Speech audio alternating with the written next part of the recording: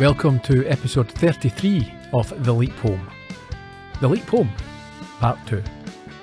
In this week's episode, Sam must join his brother's SEAL team in Vietnam and assist on a dangerous mission led by a defecting VC. Knowing his brother's death is imminent, however, can Sam keep his focus on the job at hand, or will family ties divert him from what he has to do, and if so, what will be the consequences? I hope my getting ready for bed doesn't bother you. No, not at all. No, I don't think so. Good evening, Ian. Good evening, Gerry. How come you're in your pyjamas? Just getting ready for bed. Does it bother you? No, it's fine. We can wrap up quickly if you want. Oh, you're desperate to wrap up? Well, Okay. every week. Yeah. Do you enjoy the snooker? What one? The Well, Masters? we were talking about it in the previous episode. Yeah, it was good. It's a tournament that ended a month ago for everyone that's listening to this. Yeah, no, I enjoyed it. Good experience. Yeah. Uh-huh. Yeah, it was good. It was fairly close, wasn't it? It was, yeah. Yeah. I think it was 10-8. Yeah, it was 10-8 because I had a bet on both players to win 10-8, so She won. won a few bucks, yeah. Not bad. What have you been up to? Fair little. Went to a couple of football matches and watched some television. Yeah. Watched some Quantum Leap. Did you watch the boxing? Which one? The Eubank? I read about it. I saw that he got his Yeah. Sparked out. What's the word? Come up and Yes. Anyway, yeah, been watching some Quantum Leap, have you? Yes, especially for this episode, but quite some time ago. It's the first two-parter that we've had, really. No, it's not, is it? Yeah. You sure? Yeah. What did you think of? Don't know. Yeah. It's not really as joined up though. Some series will have like a Well, continuation. the very first, Genesis Part 1 and Of Part 2. course, yes. But that was meant to be one long episode. It's just been split up subsequently. Okay. With this one, I think you could watch either episode without the other. Like if you saw it on TV, you wouldn't feel like, oh, I need to see the first part. Or if you only saw the first part, you wouldn't say, oh, I need to see what happens next. Mm-hmm. So in that way, it's only barely or only kind of a two-parter. Mm-hmm. But it works quite nicely. I think even almost as a 3 with the MIA from the end of the previous season where you have Al's situation, then leading directly into Sam's situation. Yeah, I think there's a thread there. And then obviously you see Al as the POW, so it's Whoa, come on. Spoilers. Okay. Then obviously you see there's concurrent events. That'll do. That's better. Can't be a good chopper either, Oh, matron? as they say. Who says that? People do. Do they? Never heard that. I've never heard anyone say you can't be a good chopper. People who watch movies. It's the subtitles of all the best ones. Socials. We're at Leap Home Podcast on Twitter and Instagram. We're at The Leap Home on Facebook. You can find show notes at theleaphome.com. You can find this episode last week on YouTube and the same every other week because it's 1 week early there for our listeners on the Columbo Podcast Productions channel. And please leave reviews, ratings, likes, subscribes, alerts on all these various platforms. Indeed. Shall we talk about some Quantum Leap? Let's crack on.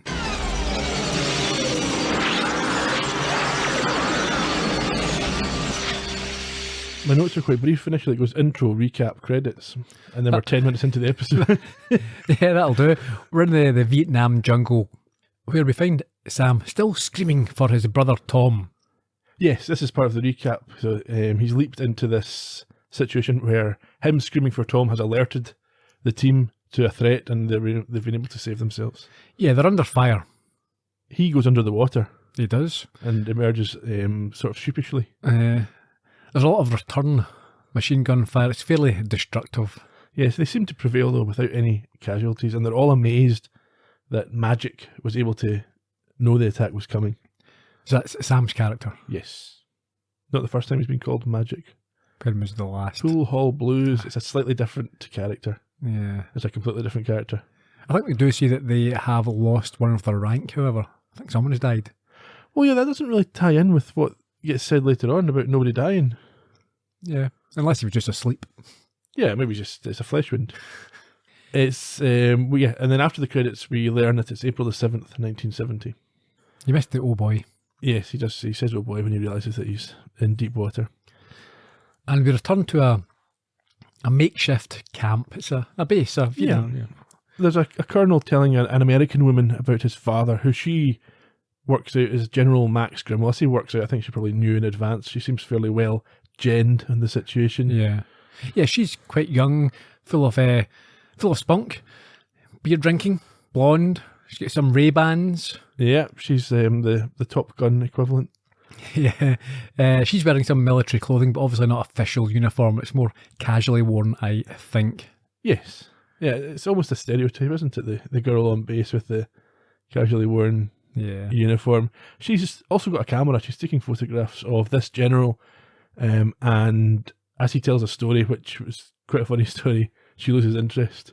Yeah, also, but he's a little bit, like you can tell he's very enamoured and he's trying his luck. Yeah, but he thinks his story is interesting and that she's going to be captivated by this. But not only that, I think she says that, referencing his father, that he's got big shoes to fill. And he claims to have bigger feet. Yeah. Okay. Well.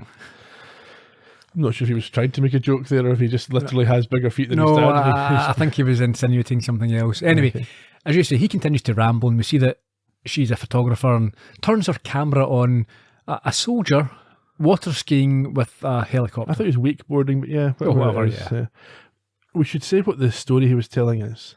So he got this chip on his shoulder that he's had for many years because when he was, I think, 3 years old, his father was killed and he was photographed saluting the coffin, but it only made the press very briefly. And then when it happened to JFK, his son was all over Life magazine doing the same thing. So he's got this. He's unhappy about this. Do you think he's a bit of a Republican then? He feels like basically John has stolen his act. I mean, I'm not sure that the big story is, the actual act itself. It's more about who was doing it. And what it represented, yes. Yeah. But he's got this problem with it. Yeah. But nobody cares. No, I mean, it's equivalent of saying, I once get caught out in a gent's toilet in a public park. And then when George Michael done it, it's all over the news, but anyway. Delving deep into your past there. I don't know why that's the first thing I thought of. Exactly. That's a gay sex act in a public toilet. Anyway. Up in a helicopter, Sam reflects in voiceover how he went from despair to hope in a split second. He is here in Vietnam with Tom, and Tom has not been killed. Yeah, and is therefore still able potentially to prevent his death. Yes, and he's getting more kudos from these other guys for having stopped everyone getting shot just moments earlier. There's lots of sort of whoops and hollering, and they get even more excited. This is the thing. During this episode, any sort of military type stuff always exposes our nautical, exposes our lack of knowledge about, what things are called. I mean, is this a platoon? Is that right? Would you have a platoon? Are you thinking of the movie Platoon? I am thinking of the movie Platoon, but so far as I know, it's a SEAL team. I don't know whether it would be called a platoon or not. Exactly, that's what I'm saying. Our lack of knowledge here. There'll be some there'll be some military types going, "Oh, that's not correct. That's actually it's the guys, the platoon." We got through 3 seasons of Star Trek upsetting everybody with our lack of knowledge of specifics. I'm sure we'll be fine here. One of the guys in the helicopter, as you say, gets a bit excited. Why? He sees this woman at the camp. You would do. She's very attractive. Well, and also she's a woman, and they haven't seen any for. Well, they see locals, but they tend to be disfigured because of we gunfire. see at least one disfigured local, don't we? I'm not sure if it's yet. And there's a peak to your career as well. So they can't grumble. Well, yeah. The guy wakeboarding or water skiing behind the helicopter at this point loses his grip and falls underwater, which Sam notices and points out to Tom. Yeah, I think when they come back, they're expecting a sort of hero's welcome from the rest of them, especially the Colonel, but they're chastised for this skiing stint. And you certainly are. And it's then pointed out that the skier himself has went under. Well, it's Sam who's not willing to let this go. He's like, he's wiped out. He's not come back. Yeah, I think Tom, he blames the woman. Yeah, he says that the helicopter banked to get a closer look at her, which caused him to lose his edge or whatever it was he lost and went under. But we see that he's smiling and unconcerned as he claimed that with the current that's around Blaster is probably about where? Well, the implication here is that he's dead and there's no point in saving him, and the Colonel's getting more and more agitated about it when Blaster emerges from about 3 feet behind them. To the delight of all but the Colonel himself. They then circle around the photographer, who confirms that she is, who? What's her name? Maggie Dawson.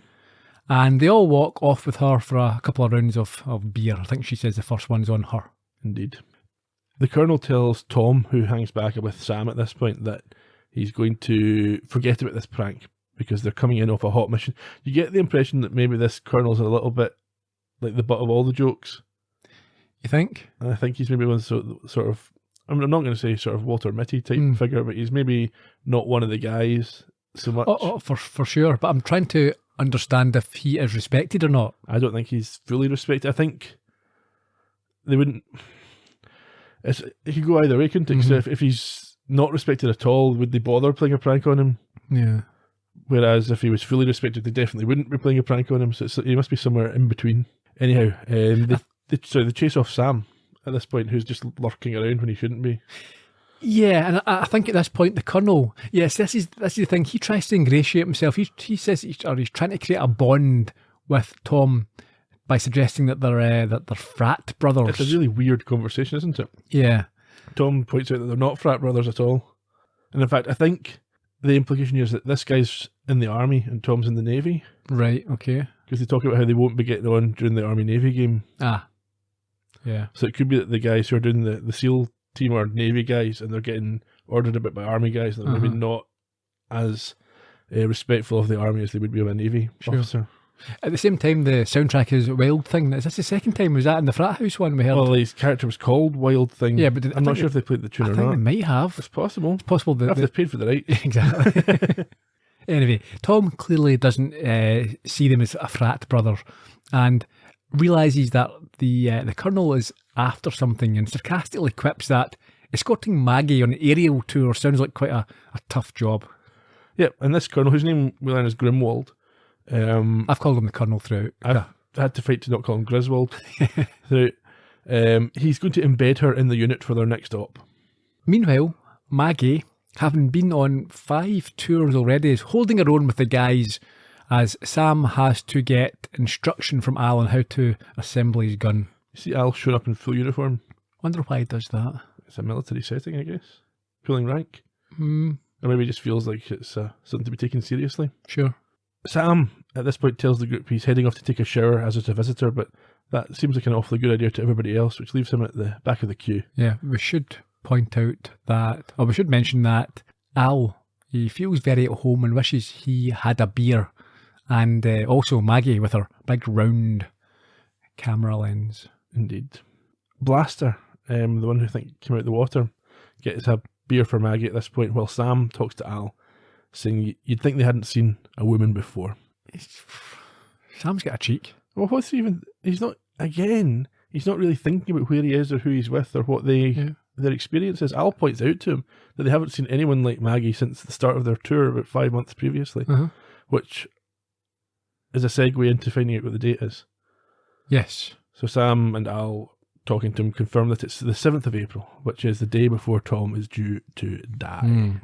We head to the, again, this is terminology, but quarters, is that what we're going to refer to it as? Yeah, before we get there, we get a sort of a segue with a Vietnamese woman with a melted face on a boat. Yeah, we get a quick shot of that, this disfigured local punting on the water. Before an implication of chemical weapons being used? Yeah, or maybe that, or maybe not chemical weapons, maybe some sort of fire. Okay.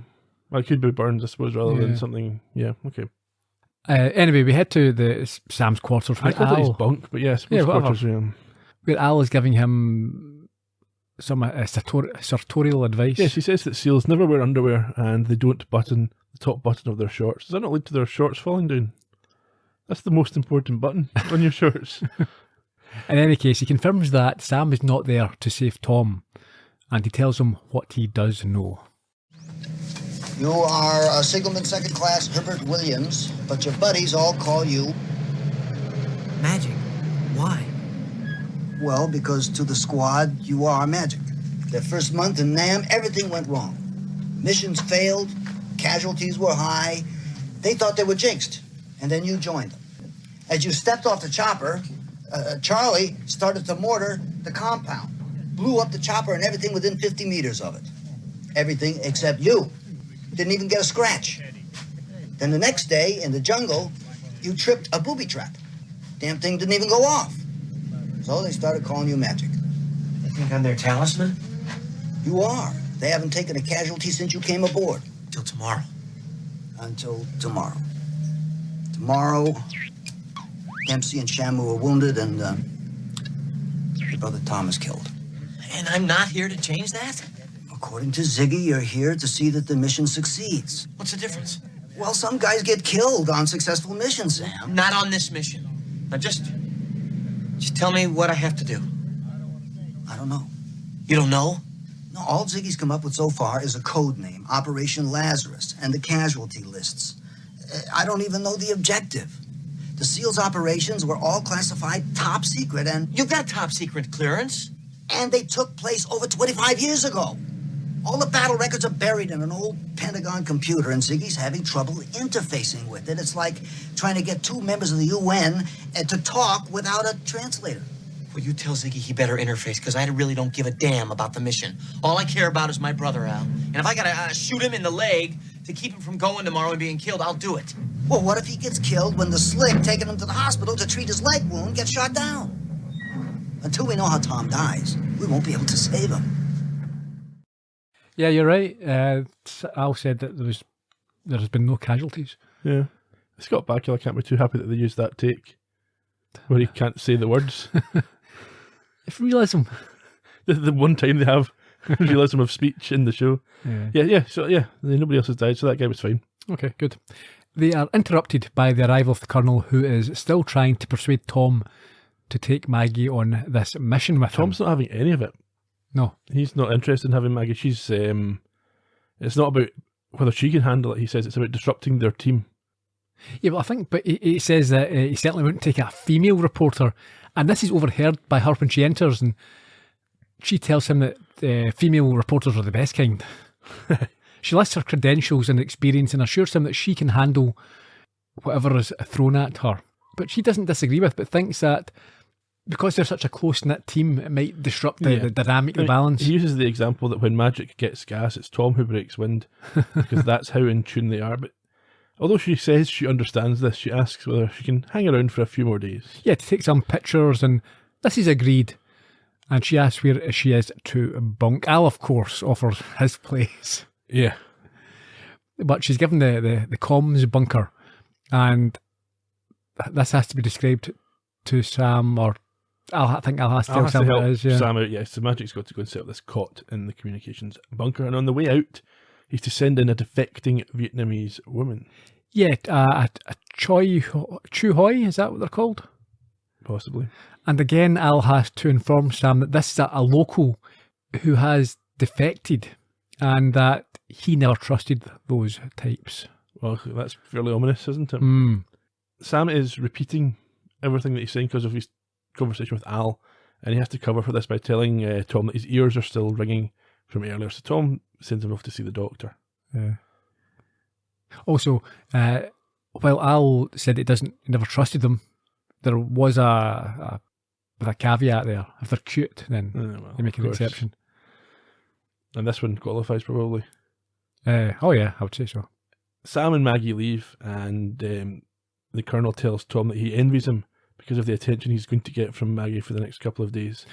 And then starts to tell him about Operation Lazarus, at which point the woman comes in and is introduced to Tom. Yeah, I think we find her name is TT. Okay.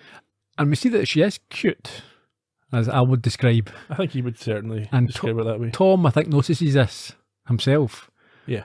And she is told that she will be leading him to the mission in this village the next day. So she's a local. She knows how to get to this. Yeah, she's obviously come up and said she's got information about something. Yeah.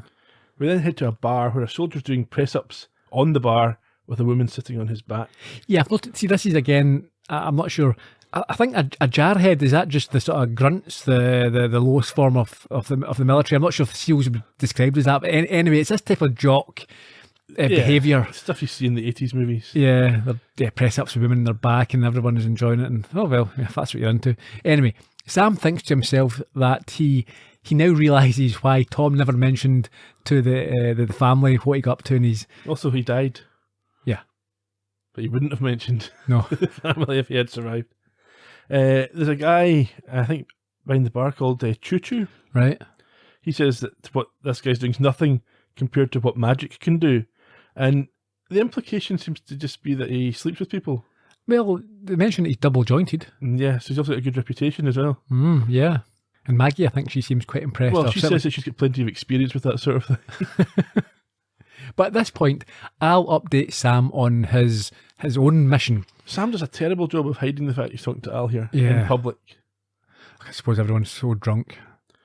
So Al warns him there's a sneak attack tonight, but is warned that by saving the Colonel from this sneak attack, it might mean he leaps and won't be there to save Tom. No, but I think he actually says that there's a 52% chance he's here to stop this attack. I think the Colonel gets, his helicopter gets brought down. Yes. But it's only 52%, so it's not fantastically strong odds. Yeah. After an unnecessary fade out and back in, where no time passes. We've seen this before. Yeah. Sam decides to warn them. He's not going to keep it to himself and wait for Tom. What does he do? He says that there's a sneak attack coming. Maggie asks how he can know, but one of the other guys says that's why he's called Magic. Is it really? Is it he's psychic? No. Back at the camp, as the Colonel is working on the next day's mission with Tom and TT, they're interrupted with the news of this sneak attack based on Magic's sixth sense. The Colonel wants to go up in the chopper to spot them, but Tom says no, he wants to set up an ambush and gives orders to the other guys, which includes Sam on a minigun. Yeah. Now, here's the thing, so Tom seemed to be in charge there. He basically just took over and says, no. For operational things, yeah. Is he? Yeah. Yeah. Okay. The Colonel just seems to be the guy who relays instructions or mission objectives. I don't think he plans the actual missions. Right, okay. Al liked being referred to as a sixth sense. We saw that there. Yeah. And Sam is told at this point he's not to shoot until he hears the claymores blow. Causing a now serious Al to declare it to be showtime. Yeah. So we're a little bit later, everyone is in place and there is palpable tension in the air. Yep, and Maggie climbs out from a safe position to take photographs, which infuriates Tom. Well, it would do, wouldn't it? It's a little bit like the, suppose, a Lois Lane or a Jimmy Olsen always get themselves into bother and having to be rescued and things like that. Yeah. He bundles her into the communications hut where the Vietnamese woman is and tells the Vietnamese woman to shoot her if she tries to leave. But as soon as he walks out, she does indeed try to leave and has to have the gun pulled on her. But it turns out that Sam's intel was duff. Well, see, I didn't understand this. They wait around for a while and nothing happens. Yep. So they enter the communications tent and, yeah, Sam confirms to TT that it is over. Yep. But at what point do you go, oh, well, it can't be happening now? Maybe they're Coming later. coming later, yeah? I think they wait out for a period of time. Nothing happens. They give up. So, Okay. so did you think that they'd stopped it, or did you think that it was bad information? Bad information. I mean, I suspected TT straight away. Yeah. So what's obviously happened here is that she's called it off Yeah. because she's in the communications hut, Mhm. and we get proof of this when Sam comes in. But before that, he tells Al that he doesn't care about history being changed all that much. He's just glad he's still there. The attack's not happened, but he's not leaped, so he can still save Tom. Now, we've got Maggie in the tent here as well. Yep.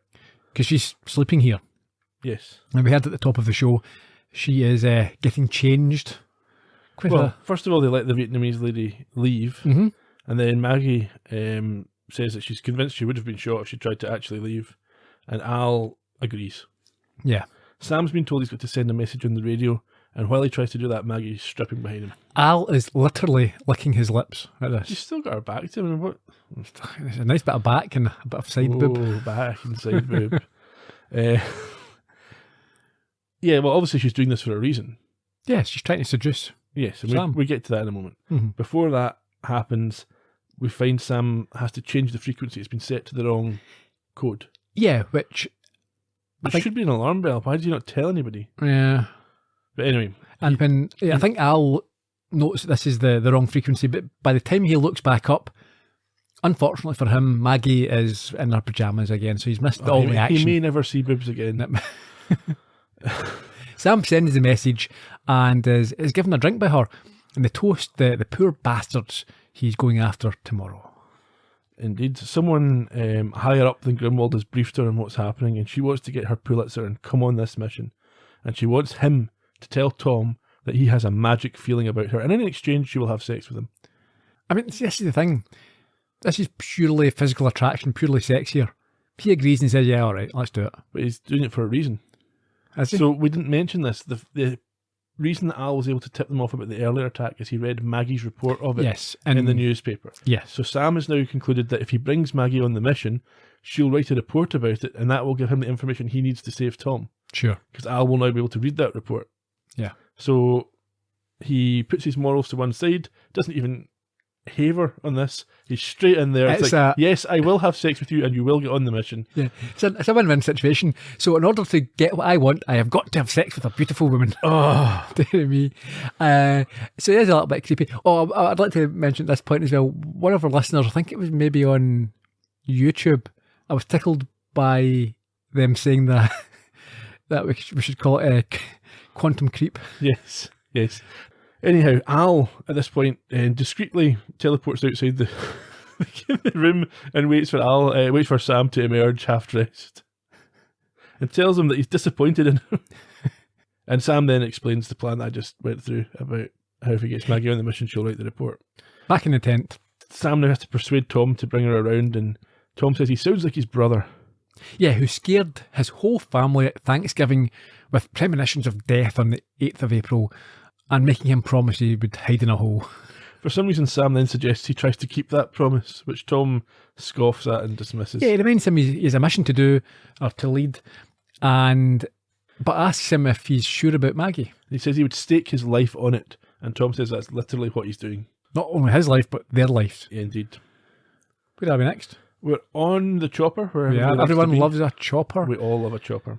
Where we hear Sam's concerns and the plan for the day ahead. Once we were in the air, I expected history to change. For Al to appear with Maggie's story on the mission so I'd know how to make it a success and save time. But we'd made the fake insertion and there was still no sign of Al. I was starting to sweat and it wasn't the humidity. We're coming up on the LZ. 1 minute. 1 minute! Last time! Preacher and I go for Major Quan's hooch. Take out his bodyguards, capture him alive if possible. If not, praise the Lord! Master and I neutralize the guards at the target hooch. Magic and I cover the rear. Call on the 7th Cavalry if needed. Roger that. And you, Miss Dawson, are free to cover this mission any way you see fit, as long as you do not leave the chopper. Aye, aye, sir. Skipper, do you think it's about time he told us what's in that hooch? I kind of been saving that. Yeah, we noticed. 2, maybe 3 American POWs. I told you it was Pulitzer material. Not for her. POWs, Al. Who do not get rescued. What went wrong? Still don't know. Couldn't find Maggie's story? She never filed it. She was killed on this mission.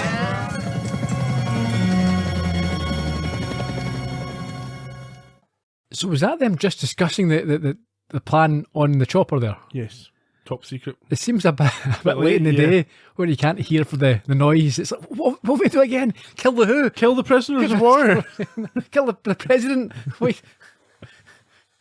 Anyway. So the mission continues. We jump ahead a little bit, and Sam is concerned about how many people he's going to get killed here.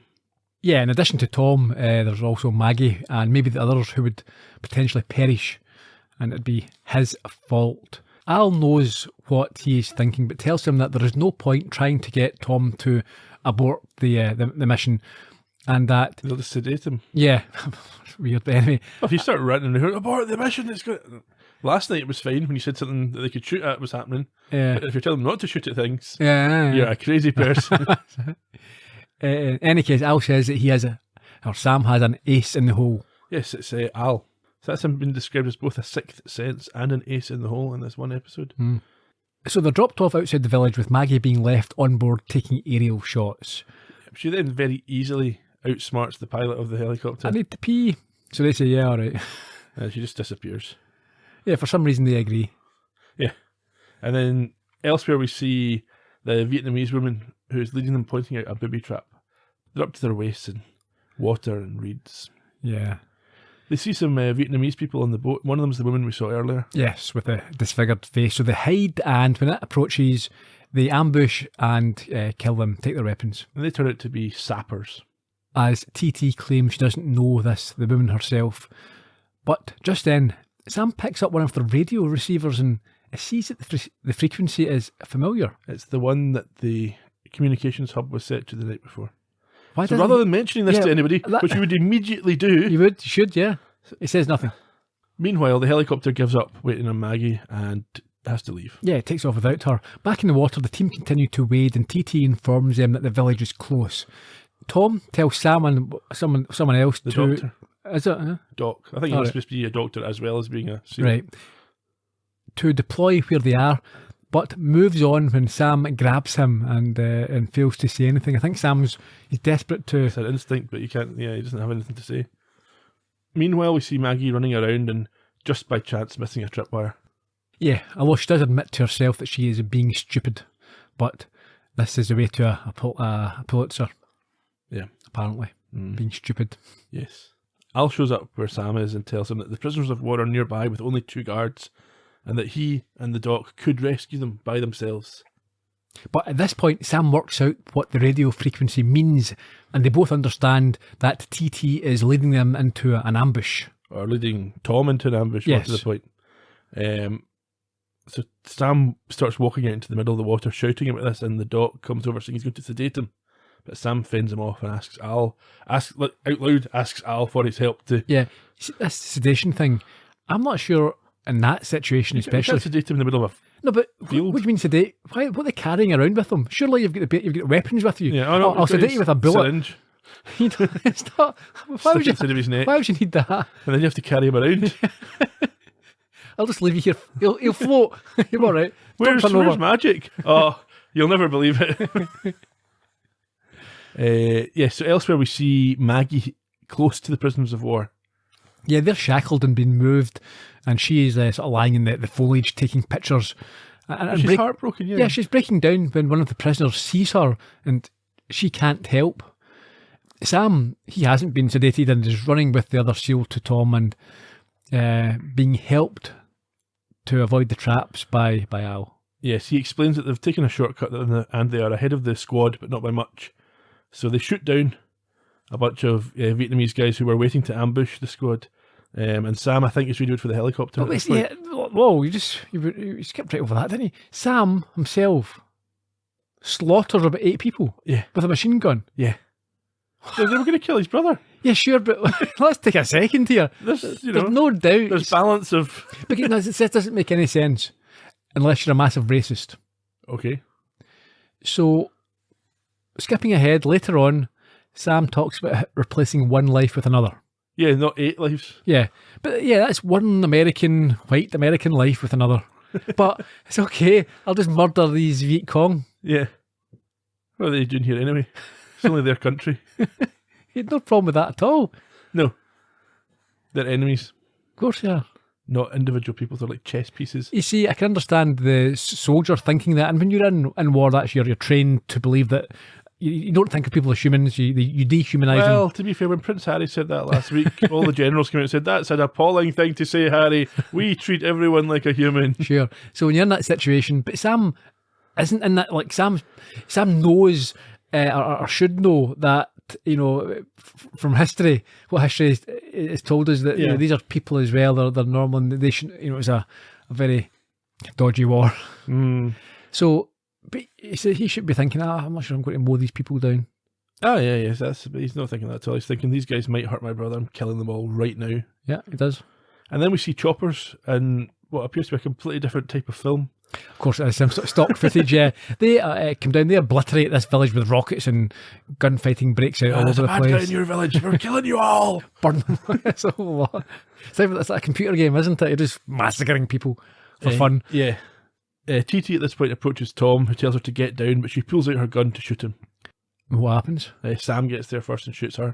He's loving this. More! Give me more! Stop killing people.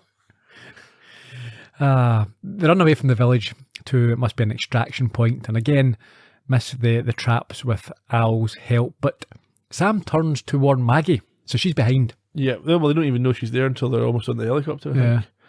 think. Yes, and they shout to her, don't hit the tripwire, she just ignores them and runs straight through it. And at this point, it's no longer urgent to get away. They go and hang around with her for 5 minutes. They do her sort of half-destroyed, bloodied body lying limp. Surely they should have dragged her quickly onto the helicopter and then had this scene. Yeah. Anyway. What's her final word? Well, it appears that she sees Al because she says Pulitzer. Well, and then she says Pulitzer, is what she says. And Al thinks that she saw him. Yeah, well, I mean, that would make sense. We've seen this before, certainly like kids and animals, and I suppose if you're passing from one life to another, it might well be that you can see Well, yeah. ghosts. I've got a comment on that. We'll All right. come back to that in the trivia, maybe. On the helicopter, Sam's clearly devastated and he sits holding Maggie's camera. Yeah. Because, well, he's devastated, but he's also thinking to himself, if her body's not that badly damaged. Yeah, you know, she's still beautiful. Yeah. But he's already done her, so. Yeah, you know what he's like with bodies, stroking her. He might have got obsessed at this point. Yeah. It's a kink. I'm going to... The last taboo. Quantum creep. We skip ahead maybe a couple of hours and they're all fine now in a bar having a drink. Doing the usual sort of press ups and all sorts of stuff, sticking things up your backsides and rugby. Oh, it's hilarious. Yeah. Tom is trying to explain to Sam that it's not his fault that Maggie died, but he then, being completely blitzed at this point, starts going about how she didn't die the first time around. Yeah, I mean, this is where I took the note myself. He should be delighted. His brother, this is his obsession, to keep his brother alive. Yep. He mowed down, he massacred at least 9 people. Yeah. But apparently, that Maggie is a step too far. That's it. She could have been pregnant with his kid. It'd have been fast work, but hey, yeah, it's possible. Yeah. Al says that the first time around it was Tom that died, reminds him about that, and Sam realises he's traded a life for a life. But Al says that he is the one who should be held responsible. Yeah. And at this point, the Colonel enters and smells at the barroom nonsense before handing Tom Maggie's last photographs. She was one hell of a photographer. She was one hell of a woman. And I killed her. No, I did. Oh, stop it. Both of you. What did she say to you that time in the bunker? She said she'd sell her soul for a Pulitzer. Not just her soul. Yeah, well, I wish she'd have got it. She did. What? Pulitzer. I wish she'd have won the Pulitzer Prize. She did. For her last photograph.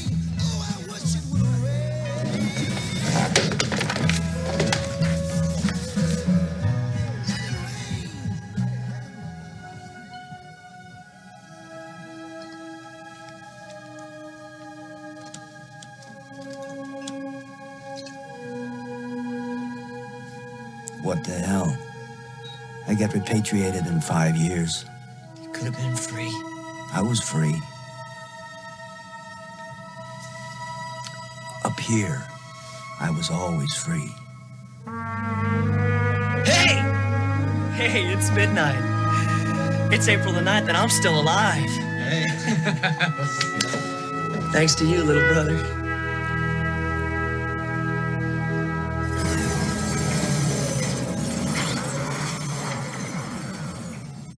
Okay. Shall we just quickly sum up? At that point, Sam leaps into a priest at a wedding, so we're back to non-serious stuff. Yeah. So, yeah, a few things from the clip there. We should point out that Al was the prisoner of war that looked back. Yes, he kind of looked a bit like Al, but in the photograph it's quite clear. I think they also got this from Roddy McDowell. And his little His collection of... and the cellar, all stuff like the serial killer. Let's pull that one off the wall. It's... Yeah.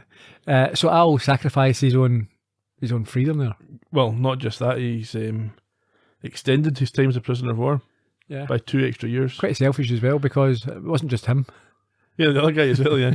Well, see, because originally he was repatriated in 1973, but he says here it's going to be another 5 years. Oof. So he's now a prisoner of war till 1975.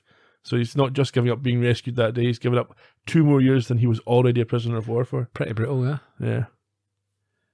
Why did Tom call Magic Little Brother at the end of that? So there's a few fan theories on this. There's no official word, but he either realised that Sam was telling the truth when he said this 6 months earlier, that he was leaping from person to person and called him little brother knowing it's Sam, or it's just that the way that Magic had behaved, he said earlier, was reminding him of Sam, so maybe just...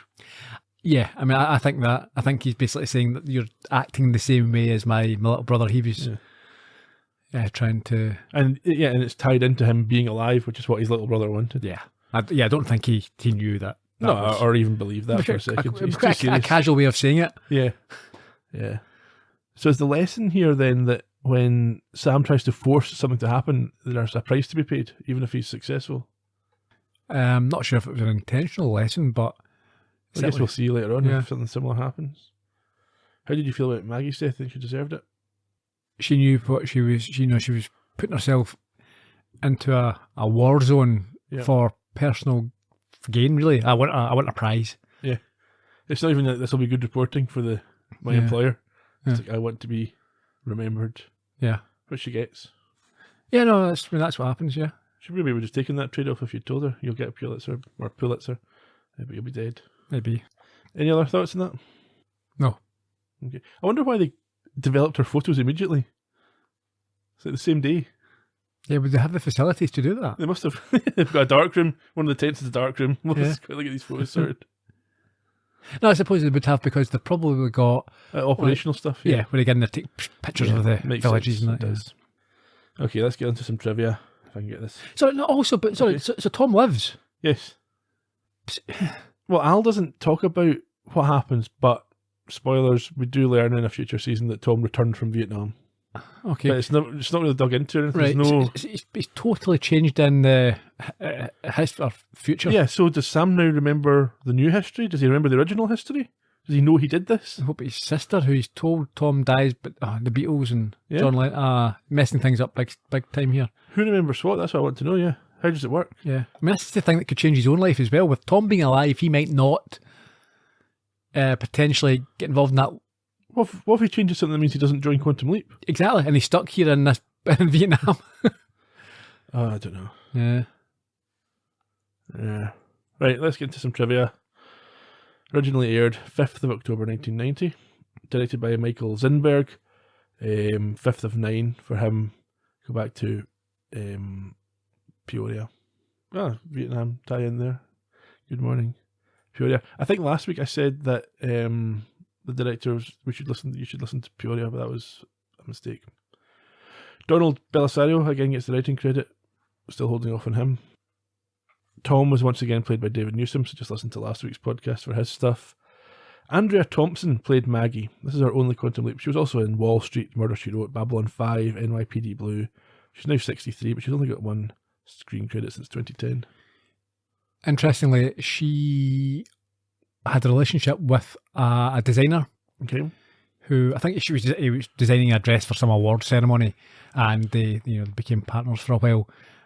He was an Italian, I think, but he ended up doing a massive amount of stalking, and he had to be deported. Oh dear.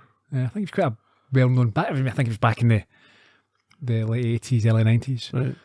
A well-known designer to the stars. Right. And was kicked out, because he... Stalking her or stalking other people? Stalking her, yeah. She split up with him and he went obsessed, a bit crazy. A bit like Sam. Yeah. Colonel Grimwald, played by Ernie Lively. This is his only Quantum Leap. He was also in Dukes of Hazzard, Turner and Hooch, Murder, She Wrote, X-Files. He died in 2021, not so long ago, age of 74. David Hayward played Dempsey, one of the team.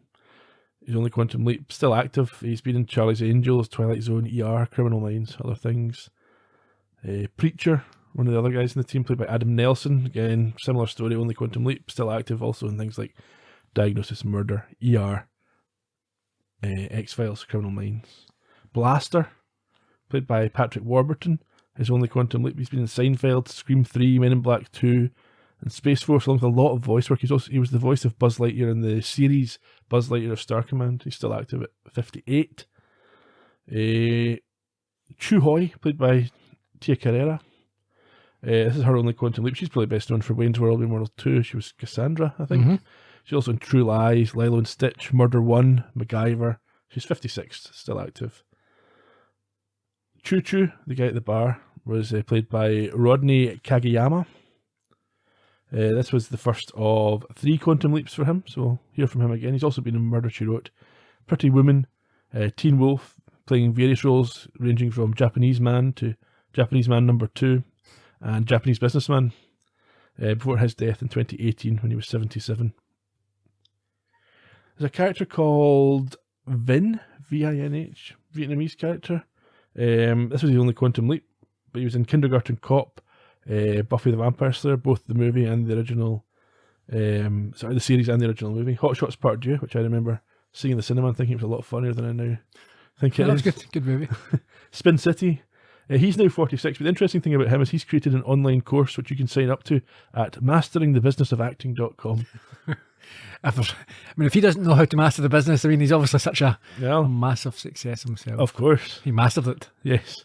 So learn from him. Yeah. For only $30 a month. Christopher Kirby played the Reflection of Magic.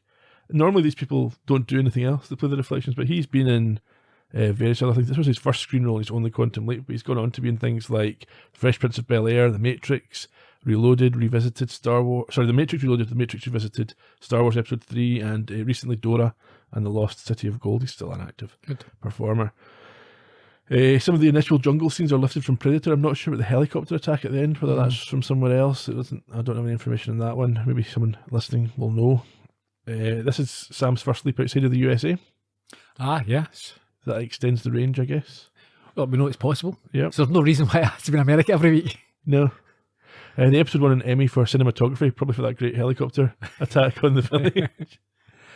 And an interesting one. So there's a quantum leap novel called Pulitzer by Elizabeth Storm, which takes up this story. So if you really enjoyed the last 2 episodes, you might want to take a look at that one. In terms of things that we learned, apparently dying people can see I'm not sure it's determined that you're dying. What if you get saved or resuscitated? Well, lucky you. Have you seen him or not seen him? I don't know. Tom lives. We learned that. Well, yeah. On this date, you got any thoughts? Just a little bit of trivia. Let It Be, UK number 1. Yep. Bridge Over Troubled Waters. Yep. US number 1. It was the 42nd Academy Awards on this date as well. Yeah, John Wayne for True Grit and Dame Maggie Smith for The Prime of Miss Jean Brodie were the top honour winners. And Midnight Cowboy was the best movie. You wouldn't put John Wayne and Maggie Smith and say they probably won Oscars in the same year, would you? No, they seem to come from a different era, obviously. Different generation, almost, yeah. Other interesting news, so 3 days later, on the 10th of April, Paul McCartney announced that the Beatles had split up, which was referenced by Sam in the first part of this episode. Yeah. On the 8th of April, which is in this episode as well, a couple of catastrophes. Were there? 46 school children are killed in a bombing in Egypt, and there was a gas explosion in a Japanese subway which killed 79. Oh dear. Next week, we're getting back to more regular fare. It's a leap of faith, where Sam has to help a colleague and prevent a murder. Feels like we've done this before with the rabbi one. Yep, that was exactly what I thought. Yeah. Anyway, we'll see you in 1963. Until then, cheerio. Bye bye.